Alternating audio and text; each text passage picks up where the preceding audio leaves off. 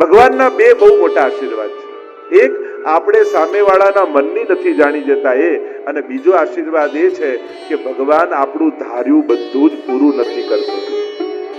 જો પ્રભુ એવા આશીર્વાદ આપી દે ને કે કાલથી તારી બધી જ ઈચ્છાઓ પૂરી થશે, પછી માણસને કોઈ દુશ્મનની જરૂર જ ન પડે. એના પતન માટે એની ઈચ્છાઓ જ કાફી છે. પછી એને કોઈ દુશ્મનની જરૂર ન પડે, એની ઈચ્છાઓ જ એના પતનનું કારણ થઈ જાય. આ બે આશીર્વાદ પ્રભુએ નથી આપ્યા, એ વરદાન રૂપ છે. અને સંજય જાણે છે કોના મનમાં શું ચાલે છે, કોણ શું બોલી રહ્યું છે. તો અંધ દ્રષ્ટિ ધૃતરાષ્ટ્રની છે, દૂર દ્રષ્ટિ સંજયની છે, ત્રીજી દ્રષ્ટિ ગીતાજીમાં છે દિવ્ય દ્રષ્ટિ, અને દિવ્ય દ્રષ્ટિ અર્જુનની છે, ભગવાને આપેલી છે. દિવ્યમ દદામિ તે ચક્ષુઃ, દિવ્ય ચક્ષુ આપ્યા ભગવાને. કહ્યું કે સાધારણ આંખે તું મને જોઈ નહીં શકે, એટલે દિવ્ય દ્રષ્ટિનું દાન કર્યું, અને અર્જુન પછી ભગવાનના વિરાટ સ્વરૂપના દર્શન કરી શકે. અને ચોથી દ્રષ્ટિ એ સહસ્ત્ર દ્રષ્ટિ છે, અને સહસ્ત્ર દ્રષ્ટિ છે પરમાત્મા. સહસ્ત્ર શીર્ષા પુરુષા સહસ્રાક્ષા. જે ભગવાન વિરાટ સ્વરૂપનું દર્શન કરાવે, હજારો મુખમાં રહેલી હજારી આંખોથી, હજારો આંખોથી પરમાત્મા પ્રત્યેક જીવના પ્રત્યેક કર્મોને જોઈ રહ્યા છે, સર્જન કરે છે, પાલન કરે છે, વિસર્જન કરે છે. તો આ ચાર પ્રકારની દ્રષ્ટિ ગીતાજીમાં. એમ તો પછી અનેક અન્ય પ્રકારની દ્રષ્ટિ, વિવેક દ્રષ્ટિ, ભાવ દ્રષ્ટિ, ભોગ દ્રષ્ટિ, લૌકિક દ્રષ્ટિ, અનેક પ્રકારની દ્રષ્ટિની ચર્ચા કરી શકાય. કારણ કે આંખો કેવી છે મહત્વનું નથી, તમારી નજર કેવી છે વધારે મહત્વનું. ઘણાની આંખો સારી હોય પણ નજર સારી ના હોય. ડોક્ટર આંખો ચેક કરી શકે, પણ નજર કેવી છે ચેક કરાવવા તો ગુરુ પાસે જવું. અજ્ઞાન તિમિરાંધસ્ય જ્ઞાનાંજન શલાકયા ચક્ષુરુન્મિલિતમ યેન તસ્મૈ શ્રી ગુરવે નમઃ. જે જ્ઞાનનું અંજન આજીને દિવ્ય દ્રષ્ટિ આપે એ ગુરુ છે. તો ચાર પ્રકારની દ્રષ્ટિની વાત છે. તો ધૃતરાષ્ટ્ર ઉવાચ, ત્યાંથી ગીતાજીની શરૂઆત થાય. અર્જુન વિષાદ યોગ, વિષાદથી શરૂઆત છે અને પ્રસાદમાં પ્રાપ્તિ. શંકાથી શરૂઆત છે, સમર્પણમાં વિરામ છે. પ્રશ્નથી શરૂઆત છે અને કૃષ્ણમાં વિરામ છે. ધૃતરાષ્ટ્રથી શરૂ થયું. દુનિયાને દિવ્ય દ્રષ્ટિ આપનારો એ ગીતાનું શરૂઆત જ, પ્રારંભ જ એક અંધ દ્રષ્ટિથી થાય. મોહને મારનારી ગીતા, નષ્ટો મોહ, અને એની શરૂઆત મહાભારતમાં જેના મનમાં સૌથી વધારે મોહ છે એ ધૃતરાષ્ટ્રના વચનથી ગીતાજીની શરૂઆત થાય છે.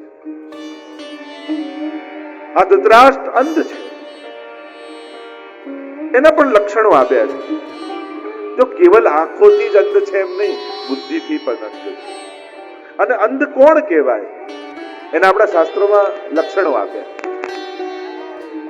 ધૃતરાષ્ટ્ર અંધ છે, એના લક્ષણો આપે છે. અંધતાનું એક કારણ અસાધુ પુત્રાન પુષ્ણન. કેવલ આંખોથી ન દેખાય એ જ અંધ નથી, પણ ઘણા સમજથી પણ અંધ હોય.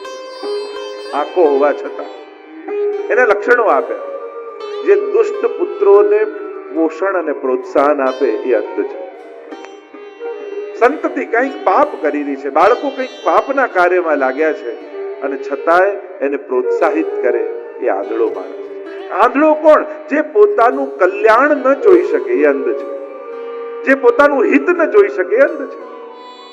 માણસને સુખ દેખાય છે પણ પોતાનું હિત દેખાતું નથી. સુખ સમજમાં આવે છે, પોતાનું કલ્યાણ સમજમાં આવતું નથી. પહેલું લક્ષણ આપ્યું અંધતાનું, અસાધુ પુત્રાન પુષ્ણ. દુષ્ટ પુત્રોને જે પ્રોત્સાહન આપે એ અંધ છે. અને એટલા માટે આ 99 વસ્તુ અપાવજો, પણ એક વસ્તુમાં નાએ પાડજો બાળકો, જેથી એને ખ્યાલ રહે કે જીવનમાં ઈચ્છેલું બધું જ મળતું નથી. ના સાંભળવાની પણ એને આદત રહે એ રીતે વ્યવહાર કરે. કે આખી જિંદગી જે માંગ્યું અપાવતા ગયા, અપાવતા ગયા, અપાવતા ગયા, અને જીવનમાં એક કોઈ ધારેલી વસ્તુ ન મળી અને પછી સુસાઇડ કરી લે, ડિપ્રેશનમાં આવી જાય. આ બધું કેમ થાય છે? ભારતમાં દરેક 4 મિનિટે એક બાળક આપઘાત કરે. કેમ થાય છે? ન ઈચ્છેલું થયું, ધાર્યું ન થયું. ક્યાંક બાળકોને ના સાંભળવાની પણ આદત રાખજો.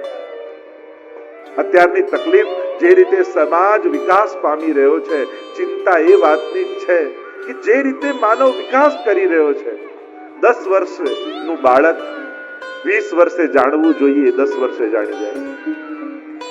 મોટા થઈને જે વસ્તુ મળવી જોઈએ નાનપણથી મળી જાય. સમય પહેલા મળે ને એ પણ બહુ સારું નથી. સમજ પહેલા મળે ને એ પણ બહુ સારું નથી. યોગ્ય સમજ અને યોગ્ય સમય આવે ત્યારે જ યોગ્ય વસ્તુની પ્રાપ્તિ થાય. એ જ માણસ માટે હિતકારી હોય છે. સામર્થ્ય આવે એટલે બધું લઈ જ લેવું, આપી જ દેવું એ જરૂરી નથી. એની યોગ્ય ઉંમરે એને પ્રાપ્તિ થાય જરૂરી છે. પહેલા એવું ડિપ્રેશન આવતું કે ન મળ્યું એનું, હવે એક નવું ડિપ્રેશન ચાલ્યું છે સમાજમાં. જ્યારે વિશ્વભરમાં યાત્રા કરતા હોઈએ ત્યારે એક નવા પ્રકારના લોકો મળવા લાગ્યા છે કે હવે બધું મળી ગયું, હવે શું મેળવવાનું, એમાં ડિપ્રેસ થઈ જાય. બધું પ્રાપ્ત કરી લીધું, હવે શું મેળવવાનું, જીવનમાં હવે જીવવાનું. માણસ 40 આવતા આવતા તો જીવન જીવવાની ઈચ્છાઓ ગુમાવી રહ્યો છે. જીજીવિષા સમાપ્ત થઈ રહી છે આજે માણસ. વિજ્ઞાન કોશિશ કરે છે કે માણસ વગર જીવી શકે. એટલા બધા સાધનો શોધીને આપે છે કે આજે માણસને માણસની જરૂર ન પડે એના માટેના પ્રયાસ થઈ રહ્યા છે. જો ને પેલા એરપોર્ટ પર કે રેલવે સ્ટેશન પર બેઠા હોય તો બધા એકબીજા જોડે વાત કરતા, ટ્રેનમાં બેઠા હોય તો વાત કરતા. આજે બધા ટક ટક ટક ટક ટક ટક ટક ટક એવા મોબાઈલમાં લાગ્યા હોય. સવારે ઉઠે તો પહેલા તો ઠાકોરને પ્રણામ કરે, અત્યારે તો શું થાય, સીધો લઈને નજીકના લોકો દૂર થઈ ગયા અને દૂરના લોકોને નજીક કરવાની કોશિશ માણસ કરે. વિચારકો એમ કે ને કે ઘરમાં બોલચાલ બંધ હોય ને ફેસબુકમાં 5000 ફ્રેન્ડ હોય. માણસની આ ગતિ થઈ રહી છે અને ક્યાંક એ ચિંતાનો વિષય છે કે જે દિવસે માણસની જરૂર નહીં પડે ને એ દિવસે આ દુનિયા બહુ કદરૂપી બની જશે. તો જે દુષ્ટ પુત્રોને પ્રોત્સાહિત કરે અને એટલા માટે કાંઈક ખોટું થતું હોય તો મા બાપે બાળકોને ટોકવા છે. અને યુવાનો બેઠા હોય તો એમને કહીશ, ભાગ્યશાળી છો કે ઘરમાં તમને કોઈ ટોકનારું છે. ભાગ્યશાળી છો કે તમે મોડા થયા તો તમારા પાછળ કોઈ જાગનારું છે, તમારી કોઈ ચિંતા કરનારું છે. દુર્ભાગી એ લોકો હોય છે જેના ઘરમાં કોઈ આશીર્વાદ આપનારું નથી હોતું. જો હાથ મિલાવનારા તો દુનિયામાં ઘણા મળશે, પણ માથે હાથ રાખીને આશીર્વાદ આપનારું ઘરમાં કોઈ હોય ને તો તમે નસીબવાળા કહેવાય. લોકો એમ કે મોટા થાવ એટલે દીકરાને ફ્રેન્ડ બનાવી લો ને મિત્ર જેવો રાખો. હું તો કહું મિત્ર બનાવવાની ઉતાવળ ન કરો, મિત્રો તો હજારો બનાવી લેશો. મા બાપને મા બાપની જગ્યાએ જ રહેવા દો કે ના આપ તમે તો અમને આશીર્વાદ આપો. એ એમની જગ્યાએ રહે એમાં જ આપણું ગૌરવ. બીજું લક્ષણ અંધ વ્યક્તિનું આપ્યું, કુટુંબીનઃ સપીડયન. જે પોતાના કુટુંબીઓને પીડા આપે એ પણ અંધ છે. માણસ અજાણ્યા જોડે સારો હોય છે. બિલ ગેટ્સ ગમે તેટલો સુખી થઈ જાય, આપણને કોઈ વાંધો નથી, પણ સગો ભાઈ આપણા કરતા વધારે સુખી ના થવું. આપણા દુર્ગુણો જેટલા નિકટના લોકોમાં કામ કરે છે એટલા અજાણ્યા લોકોમાં કામ નથી કરતા. જે કુટુંબીઓને પીડા આપે એ પણ અંધ છે. થોડા પૈસા ગુમાવવા પડે ને તો વાંધો નહીં, પણ સંબંધો તોડવામાં ઉતાવળ ન કરતા. કારણ કે એક વાર તૂટ્યા ને પછી ગમે તેટલા જોડવાની કોશિશ કરશો પણ પહેલા જેવું માધુર્ય નહીં. જો આપણને ભણવામાં 7 વાર શીખવાડવામાં આવતું, પણ 8મો વાર કોઈએ ના શીખવાડ્યો એટલે જ જીવનમાં તકલીફ આવે. સોમવાર, મંગળવાર, બુધવાર, ગુરુવાર, શુક્રવાર, શનિવાર, રવિવાર અને 8મો વાર છે પરિવાર. આ પરિવારને ભૂલ્યા એટલે 7 વારો બગડે. પણ જો 8મા વારને 7 વારમાં યાદ રાખશો ને તો 7 વાર સારા જશે. અત્યારે સૌથી મોટી ચેલેન્જ એ જ છે, તમે દુનિયાના ઇતિહાસ કાઢીને જોઈ લો. મોટા મોટા મહાપુરુષો, મોટા મોટા રાજનેતાઓ, જેણે મોટા મોટા સંગઠનો ઉભા કર્યા, લાખો લોકોને પ્રેરણા આપી, જેણે કણ કણમાં ઈશ્વર છે એવી વાતો કરી, લાખો લોકોને પ્રેરિત કર્યા, પણ એ મોટા મોટા મહાપુરુષો પણ ઘરના 5 લોકોને ભેગા નથી રાખી શક્યા. તમે દુનિયાના મોટા મોટા રાજનેતાઓ અને મોટા મોટા મહાપુરુષો મહાત્માઓના જીવન ચરિત્રો જોઈ લો. જેણે બધામાં ઈશ્વર જોવાની વાત કરી, એને પણ પત્નીમાં ઈશ્વર તો ન જ દેખાય, એને પણ બાળકોમાં ઈશ્વર તો ન જ દેખાયા. અમારા મહાપ્રભુજી એમ કહે છે કે અરે આ 5 લોકો પણ ઠાકોરજી આપેલા વૈષ્ણવ છે, એને ભાગીશ નહીં, એને છોડીશ નહીં, એનાથી ક્યાંય ભાગવાની જરૂર નથી, અને એને તો સેવામાં જોડી દે તો આ પણ તારા ઉદ્ધારના સાધન બની જશે. આ લોકોને છોડીને ક્યાં ભાગીશ? આ તો તારા સેવામાં સહાયક છે, આ તો વૈષ્ણવ છે, ઠાકોરજી આપે. અને એટલા માટે જે પરિવારને ન સાચવી શકે એ પણ અંત છે. સફળતા કેવલ બેંક બેલેન્સમાં જોવાની જરૂર નથી. સફળતા સાચી એ છે કે તમે ઘરમાં આવો અને તમને ઘરમાં પ્રવેશતા જોઈ ઘરના લોકોના ચહેરાઓ ખીલી જાય તો માનજો તમે સફળ વ્યક્તિ છો. આપણે સફળતા એટલે સીધું બેંક બેલેન્સ જોઈએ, એ તો એક પક્ષ છે. આર્થિક રીતે માણસ સફળ થયો, પણ પછી સામાજિક, પારિવારિક, સાંસ્કૃતિક, ધાર્મિક આ બધી જ રીતે જો નિષ્ફળ જાય તો એ વ્યક્તિને સફળ કેમ કહી શકાય?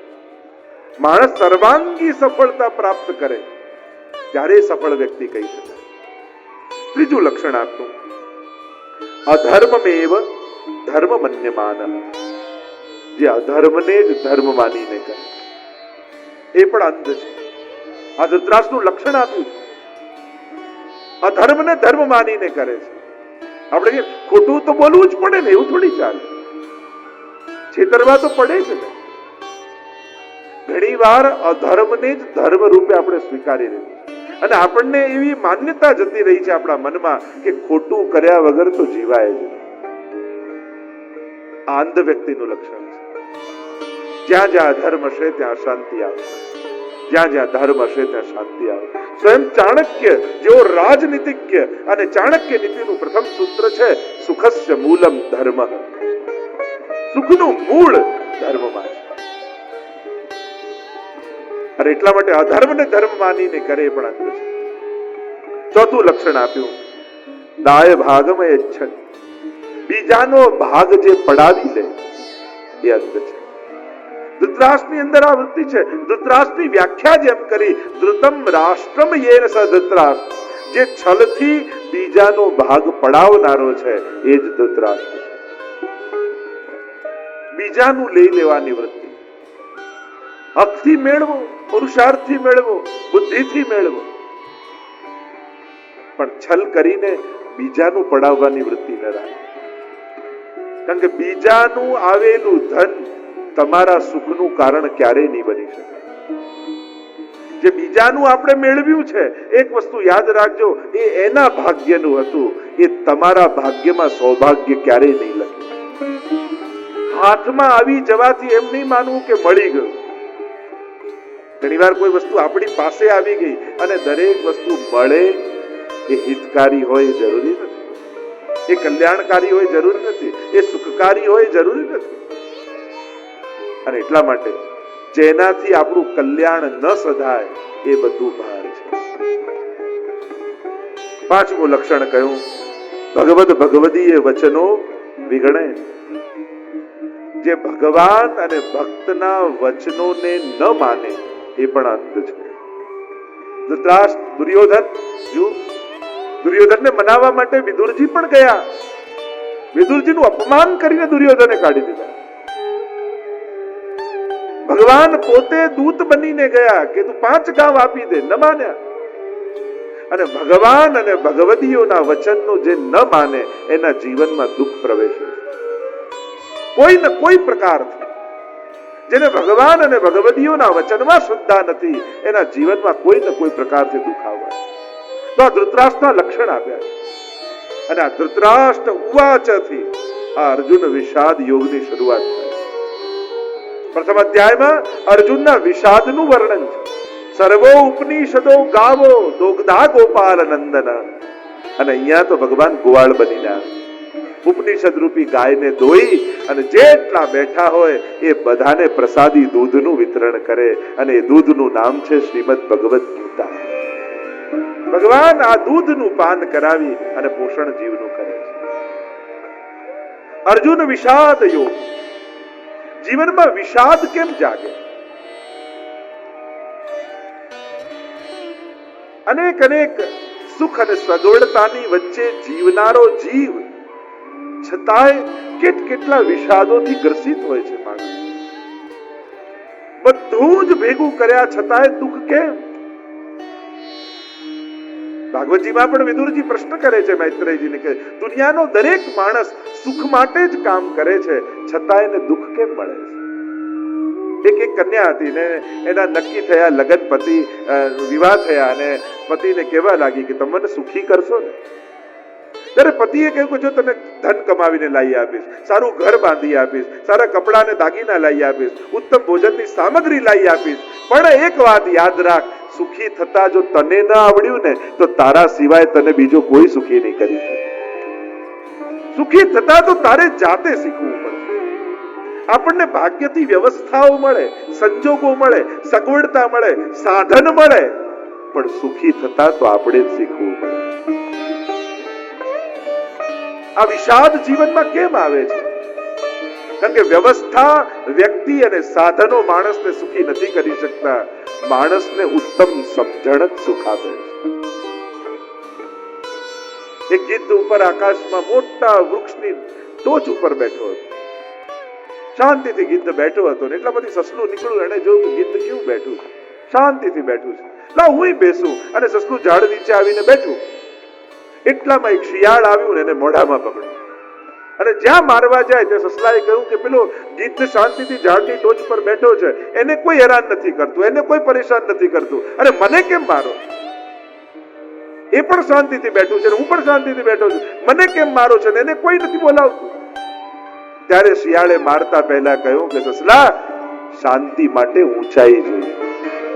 સમજણની, વ્યવહારની, વિચારની આ ઊંચાઈ જીવનમાં ન પામો ને તો જીવનમાં ક્યારે શાંતિ આવતી નથી, સુખ આવતું નથી. સમજણની ઊંચાઈ પામો તો જ જીવનમાં સુખ અને શાંતિની પ્રાપ્તિ થાય. અને એ ઊંચાઈ ક્યાં છે? તો કે ભગવાનના ચરણમાં. તમેવ શરણમ ગચ્છ સર્વ ભાવેન ભારત તત પ્રસાદાત પરામ શાંતિ સ્થાનમ પ્રાપ્તિ શાશ્વતમ. ભગવદ ગીતામાં ભગવાન એ ઊંચાઈ બતાવે છે કે એ શાંતિની ઊંચાઈ ક્યાં છે? તો કે ભગવાનના ચરણમાં, ભગવાનની શરણમાં. તમેવ શરણમ ગચ્છ, તો એની શરણમાં જા. તો જવાથી શું મળશે? કે તત પ્રસાદાત પરામ શાંતિ, પરમ શાંતિ મળશે. આમ સમજણની ઊંચાઈથી. તો વિષાદ જીવનમાં કેમ આવે? થોડા કારણોનો વિચાર કરો વિષાદ પ્રગટ થવાના. તો પહેલું કારણ જીવનમાં વિષાદ આવવાનું સ્વકર્તવ્યોથી ભાગવાને કારણે જીવનમાં વિષાદ આવે. પોતાની જવાબદારીઓ નિભાવવાની જગ્યાએ જવાબદારીઓથી બચવાની વૃત્તિ વાળાના જીવનમાં વિષાદ આવે. જે તમારી જવાબદારીઓ છે અને એ જવાબદારીઓ નિભાવવાનું ઉત્સુકતા ન હોય અને એનાથી બચવાની ચતુરાઈ કરવા જાઓ ને તો જીવનમાં વિષાદ આવે. જો ઘણીવાર કામ અધૂરા છોડો ને તો ઉદ્વેગ થાય, પણ પૂરું કરી લો તો શાંતિ થઈ જાય. આ જીવનમાં જેટલા કામો અધૂરા છોડ્યા છે ને એ જ આપણી ચિંતાના કારણ છે. પણ જે તમે નિષ્ઠાથી જવાબદારીઓ નિભાવી છે એ નિભાવવાથી તો જીવનમાં આનંદ અને શાંતિ પ્રગટે. જેમ તમે કોઈ જવાબદારી તમને મળી, તમારા બાળકોને મોટા કરી ભણાવી ગણાવીને ઠેકાણે પાડ્યા, અને જ્યાં તમે જવાબદારી નિભાવી તમને જીવનમાં આનંદ થાય એ મારી જવાબદારી છે. કર્તવ્યો નિભાવવાથી આનંદ આવે છે અને કર્તવ્યો નથી ભાગવાથી વિષાદ આવે. જેણે કોઈ જવાબદારી ના લીધી હોય એ જાગતો વ્યક્તિ નડે, અને જેણે બધી જવાબદારી લીધી હોય એ સૂઈ ગયો હોય તો બધાને નડે. બધી જવાબદારી જેના માથે ક્યાંક સૂઈ જાય તો બધા ગોતે કે આ ગયો ક્યાં. અને જેને કોઈ જવાબદારી ના લીધી હોય વચ્ચે બેઠો બેઠો સલાહ આપતો હોય ને બધાને એમ થાય કે આ જાય તો સારું, કઈ કરવું છે ને કઈ કામ કરવા નથી, ખાલી સલાહ આપી. બે પ્રકારના લોકો હોય આપણા સ્વજનો, આપણા પ્રસંગોમાં. એક આવે ને તો એમ થાય કે હવે આને સાચવવામાંથી બહાર નહીં આવી, આ આવી ગયા પ્રસંગ, હવે આમાંથી જ નવરા નહીં પડી, આને જ સાચવવામાં. અને બીજા એક એવા સંબંધી હોય એમ થાય કે આવી ગયા ને હવે બધું સચવાઈ જશે, હવે ચિંતા નથી, હવે બધું થઈ જશે. વિચાર કરો તમે કેવા સગામાં આવો. તમે જાઓ તો સામેવાળાને ચિંતા થાય કે તમે જાઓ તો એ નિશ્ચિંત થઈ જાય, હવે આવ્યો ને હવે બધું સચવાઈ ગયું.